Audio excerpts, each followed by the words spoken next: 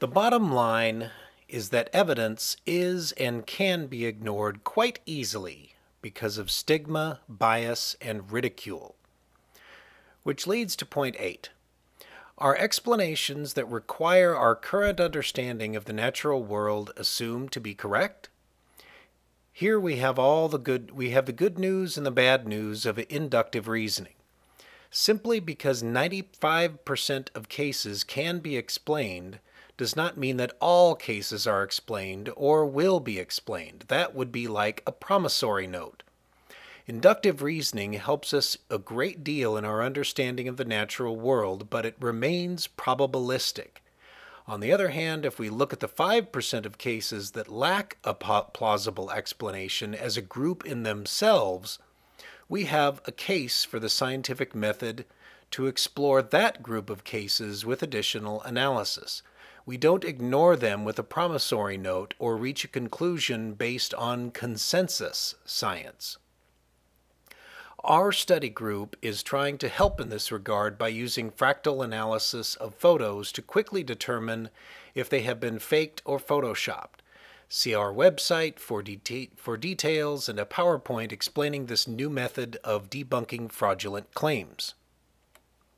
Okay, I've reached number 9 in this argument, the last one, for what I think should be considered as a bare bones core of a UFO-ET hypothesis and why it's plausible. Here, ufologist Richard Dolan has examined documents released from various countries via their versions of the Freedom of Information Act.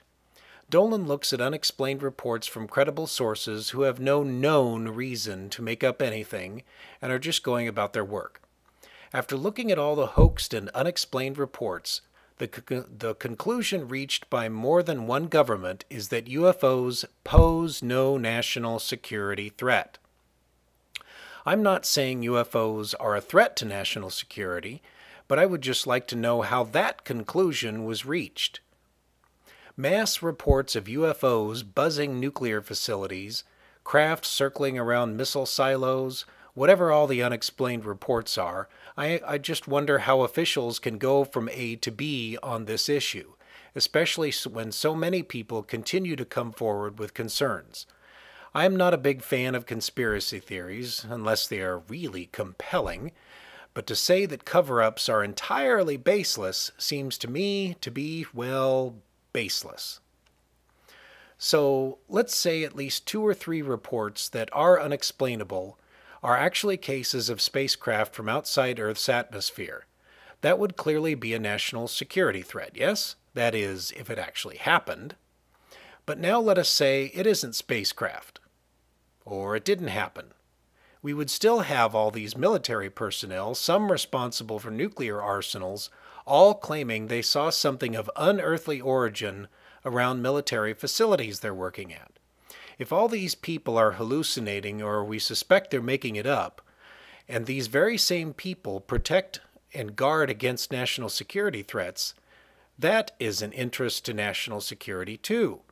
And that's not my argument, that is Lord Hill Norton's argument, the 5-star admiral and former head of the British Ministry of Defense. It either happened or it didn't happen and they were all hallucinating. Either way, it's bad. And it suggests it is something of interest. Let me stop at that. Let me summarize some of the projects our study group is looking at. First, Professor David Perez in our group is looking at possible means of UFO propulsion via a concept of space warp.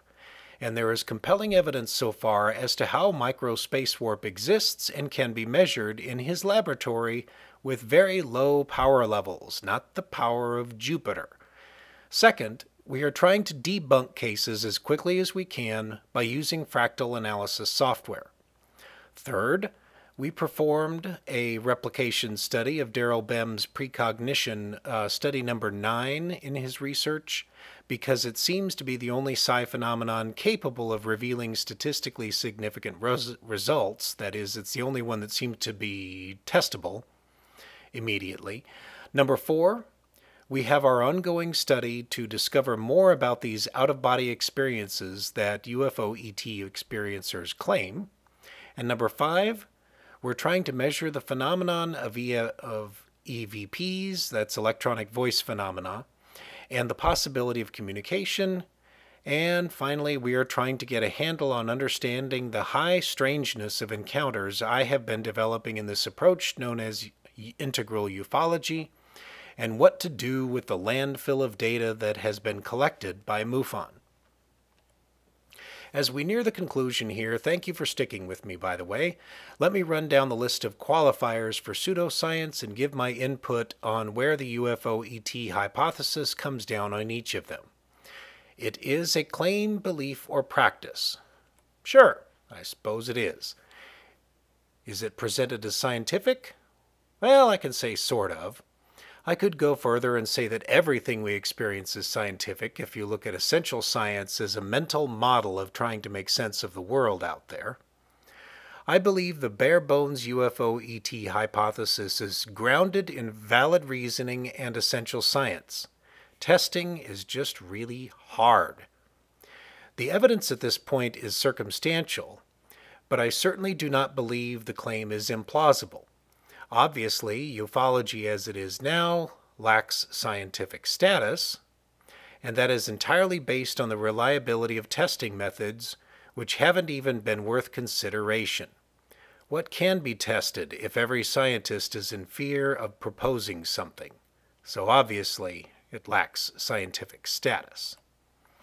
So, my answer to the question, is ufology a pseudoscience, is that it does not have to be. Because the scientific study of anything should not stop at ridicule, stigma, or pressure against looking at a field of interest. Nor is it a good idea to sit back on a lawn chair and wait for the evidence to come to you. Inferences allow us to ask better questions, which is what the scientific method is all about. Now, is the bare-bones UFO-ET hypothesis plausible? You, the listener, will have to decide whether I have met the burden of proof on that question. Is what I presented beyond a reasonable doubt? Is it clear and convincing? Or have I established a preponderance of the evidence? At the moment, I would put my score of burden of proof at 60%, somewhere between preponderance and clear and convincing. Not that UFO-ETs are real, or that I have done the habeas corpus here and put ET out on the exam table, just that the UFO-ET hypothesis is surely plausible.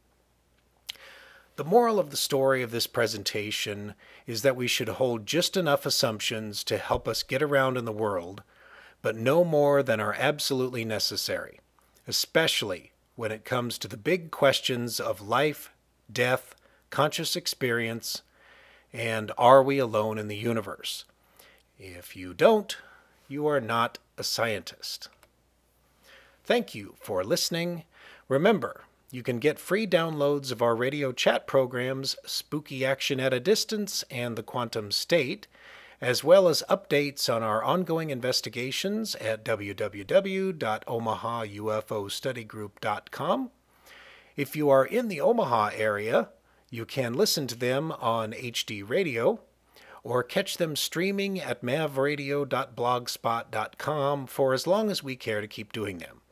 It has been an enjoyable 3 years, but we all do have regular jobs and class schedules and only do this for fun and curiosity because we believe it's the journey, not the destination. Goodbye for now.